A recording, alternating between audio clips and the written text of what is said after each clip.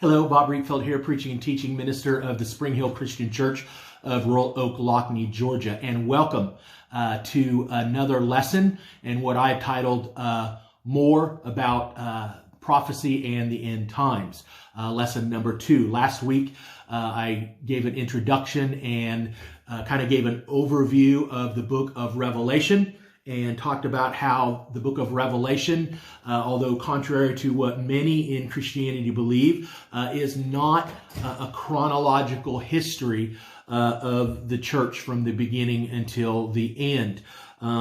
It is what I would say that the book of Revelation, the first 3 chapters, we have an introduction. And then chapter 4, John is given a vision of the very throne room of God.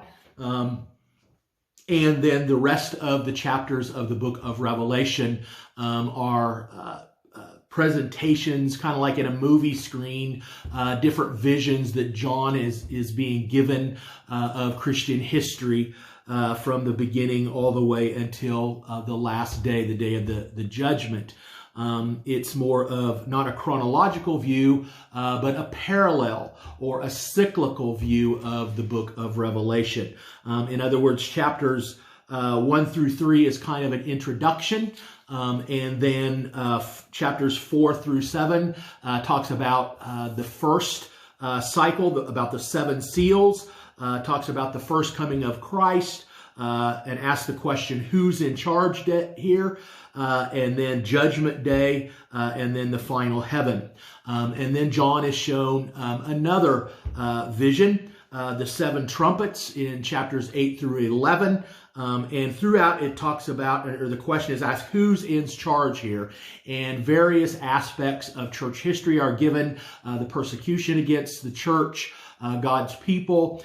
Each one is a little bit more intensified in the vision, but all ending with the judgment of the wicked and then eventually heaven. Chapter 3, we talk about cycle number 3 is chapters 12 through 14, talks about the dragon and the beast, talks about the first coming of Christ, and then ends with the judgment and wrath upon the wicked. Chapters 15 through 19 is the 4th cycle. The bowls in Babylon, again, the question, who's in charge here? We see in chapter 19 the story of heaven, or the depiction of heaven and the depiction of hell. And then chapters 20 through 22 is the 5th and final cycle, the heavenly kingdom. We're first shown the first coming, the church era, then toward the end of that era, the loosing of Satan, or the little season, the second coming, judgment day, and then the final heaven. Each presentation of, or each vision that John is given is a little bit more intense, talks about the persecution of the church by the evil one and his dominion. Revelation chapter 20 verses 1 through 10 shows us that the book of Revelation is a history of Christianity, the Christian era itself, and it's divided into 2 periods. A long period, which is the first period, which includes most of Christian history. It is of an indeterminate length. 1,000 years is the phrase that is used to symbolize this. Does not mean a literal 1,000 years. And then this period is this second period, this short period, is when Satan is loose, because during that first long period, Satan is bound. He is restricted by what he can do. But then for a short period toward the end of Christian history, Satan will be loosed and will be able to wreak havoc on the church and on Christians. But the final judgment will come. The second coming of Christ will end that particular period and usher in a whole new era for the followers of Jesus Christ. I want to talk about just a little bit more detail about the sections that I just mentioned. Again, and I want to make sure that I get this this information from a book by Dr. Jack Cottrell, From Now to Eternity, Prophecy and the End Times, a book that he has written, a part of his collected writing series, a series of essays that he has written over the period of his teaching and preaching and writing career as a theology professor and philosopher. And so I wanted to make sure that I give him the full credit, Dr. Jack Cottrell. And I would recommend anything that he writes, to be honest with you. I learned a lot from taking his classes on theology and doctrine at Cincinnati Bible Seminary in Cincinnati, Ohio, back in the late 90s and early 2000s. And so I want to go ahead and talk just a little bit about the book of Revelation, kind of a survey of the main sections of the book of Revelation. And so, as I said, the very first 3 chapters is an introduction to the book of Revelation. And the book of Revelation contains 5 parallel sections or different segments in it. And each section is a representation of Christian history. And as I talked about last week, each section raises the question, who's in charge here? We read that particular section and we have to ask the question, well, who's in charge? And then the answer to that question, each segment answers it with a resounding voice saying that God is in charge.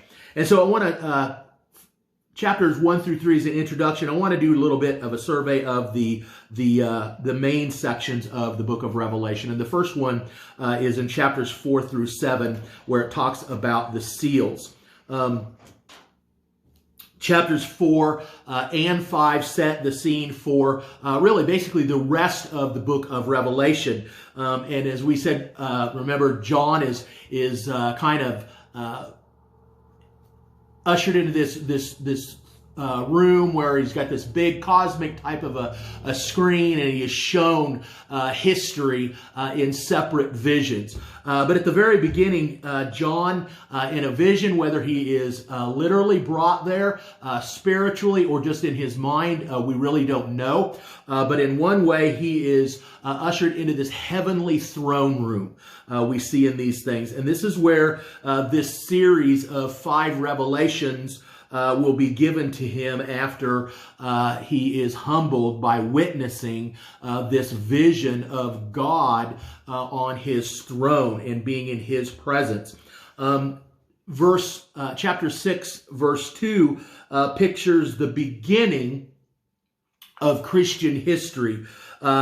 It represents Jesus' first coming by him riding in on a white horse as a conquering king, and the other horsemen that are with him that we see in this particular chapter asks the question, or raises the question, who is in charge here? And this is especially true of the pale horse. And in this text, verse 10 in particular,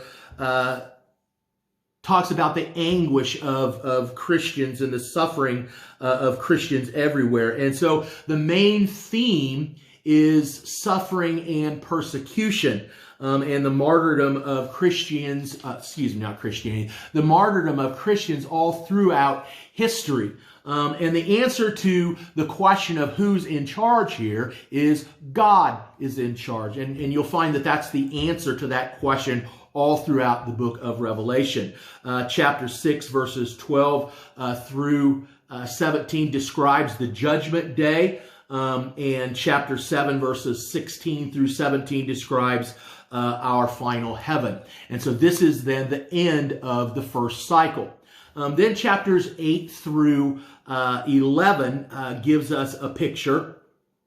Talks about the trumpets. But the very first verse chapter 8, verse 1 pictures a half hour of silence in heaven. Now, there have been several jokes about that, and I won't go into that. You can Google that kind of stuff if you want to, but that has no standing whatsoever biblically. But this particular verse, this particular half hour of silence in heaven that is told to us in the book of Revelation is not part of a vision that John is given. But it's kind of like back in the day, years ago, when I was a little kid and a lot younger, it used to be when you would go to the movie theater, you would see a movie, and halfway through the movie, there would be a break, and they would have an intermission where you could get up and go to the restroom, or you could go hopefully buy more snacks and popcorn and things of that nature. And so that's kind of what we see here in verse 1. This half hour of silence in heaven is kind of like an intermission or a break between the first two cycles. And I think that this pause is for the sake of John. It gives him, so to speak, the opportunity to catch his breath, so to speak. I mean, he just been ushered into the very throne room of God and been in the very presence and the glory of God himself, and then he's shown this first cycle of the seals and all that is raised, the question of who's in charge and how all that persecution and suffering is played out, and then finally it's determined. We see the judgment day and final heaven and answering the question by the answer, God is in charge. And so I think John needs a break between the first vision and the second vision, and I think that's why that is in here. And so this break is followed by the sounding of 7 trumpets. Chapter 8 gives us trumpets 1 through 4, and those trumpets picture physical judgments on the earth. Chapter 9 gives us trumpets 5 and 6, picturing demons torturing the wicked.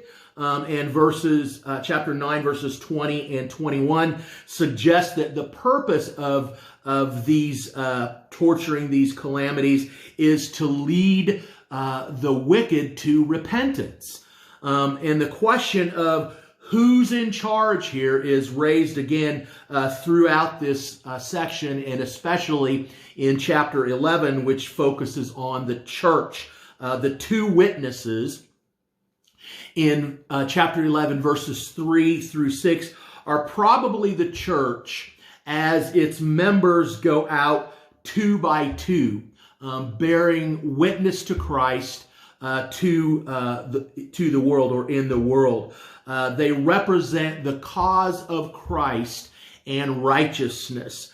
Verses 7 through 10 probably represent what will happen at the very end of the church age, in what chapter 20, verses 7 and following describes as the loosing of Satan. And so it's here that the church is attacked, it's assaulted, it is suppressed, and Christians are martyred, and the wicked rejoice over the believers' deaths. And verses 11 through 14 symbolize the final victory of Christ and his church. And so the 7th trumpet, chapter 11, verses 15 through 18, pictures the end of the world and Christ's victorious return and the final judgment. Then we have the third section here. We have chapters 12 through 14, and it talks about the dragon and the beast. And this section pictures the activity and the defeat of Satan and his followers. And it's important to see that chapter 12, verses 1 through 6, is an unmistakable reference to the first coming of Christ and the resulting war between Christ and the devil.